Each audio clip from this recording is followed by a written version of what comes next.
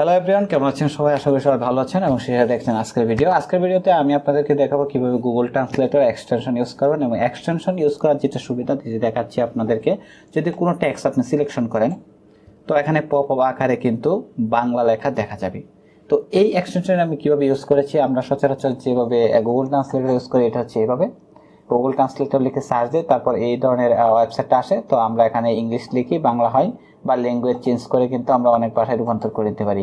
কিন্তু এটা আমরা ট্যাক্স সিলেকশন করার সাথে সাথে কিভাবে নিচে বাংলা শো করবে এটা আমরা কিভাবে করলাম, এটা হচ্ছে মূলত একটা গুগল ট্রান্সলেটর এক্সটেনশন। আর এটা সুবিধা অনেক, বুঝতেই পারছেন যে ট্যাক্স সিলেকশন করার সাথে সাথেই কিন্তু বাংলা লেখা দেখা যাচ্ছে। তো এটা আমি কিভাবে করলাম সেই প্রসেসটি আপনাদেরকে এই ভিডিওর মাধ্যমে দেখাবো। আশা করি ভিডিওটি আপনাদের ভালো লাগবে। তো চলুন শুরু করা যাক। প্রথমে একটি আমি ব্রাউজার ওপেন করে নিলাম এবং এখান থেকে থ্রি ডটে গেলাম। থ্রি ডটে গিয়ে এখান থেকে বুকমার্ক থেকে শো বুকমার্ক বার্ক। তো এটা হচ্ছে আমাদের বুকমার্ক বার। তো এখানে আমি রাইট বাটন ক্লিক করলাম মাউসের কার্সর রেখে, তারপর এখান থেকে শো অ্যাপস শর্টকাট, তারপর এখানে অ্যাপস নামক একটি শর্টকাট চলে এসেছে, তারপরে অ্যাপসে ক্লিক দিলাম। তো এখান থেকে ওয়েব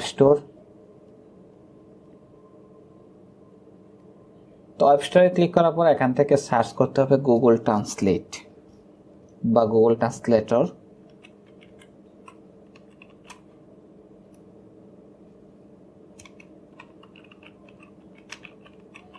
গুগল ট্রান্সলেট, তো আমি এটি সার্চ করছি আমার এক্সটেনশনটি পাওয়ার জন্য। তো দেখতে পাচ্ছেন এখানে গুগল ট্রান্সলেট সার্চিং হচ্ছে অলরেডি। তো এখানে দেখতে পাচ্ছেন গুগল ট্রান্সলেট কিন্তু অলরেডি সার্চিং করে চলে এসেছে। এখান থেকে এখানে ক্লিক দেবেন গুগল ট্রান্সলেট। তো গুগল ট্রান্সলেটে এখানে ক্লিক দেওয়ার পর এখানে দেখতে পাবেন অ্যাড টু ক্রোমে ক্লিক দিবেন। অ্যাড টু ক্রোম, এখান থেকে অ্যাড এক্সটেনশন। দেখতে পাচ্ছেন এক্সটেনশনটিকে আমার ডাউনলোড হচ্ছে নিচে। তো ডাউনলোড শেষ। তো এখান থেকে আপনারা চাইলে এটাকে পিন করে রাখতে পারেন। এখানে পিন অপশনে ক্লিক করে এখানে পিন করে রাখবেন, এটা এখানে আসবে।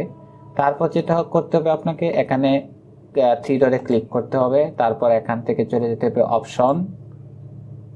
তো অপশনে ক্লিক দেওয়ার পর এখান থেকে সিলেকশন করতে হবে বাংলা, নিচে বেঙ্গলি পাবেন। তো নিচে এখান থেকে সিলেকশন করবেন এটা, তারপর এখান থেকে দিবেন সেভ।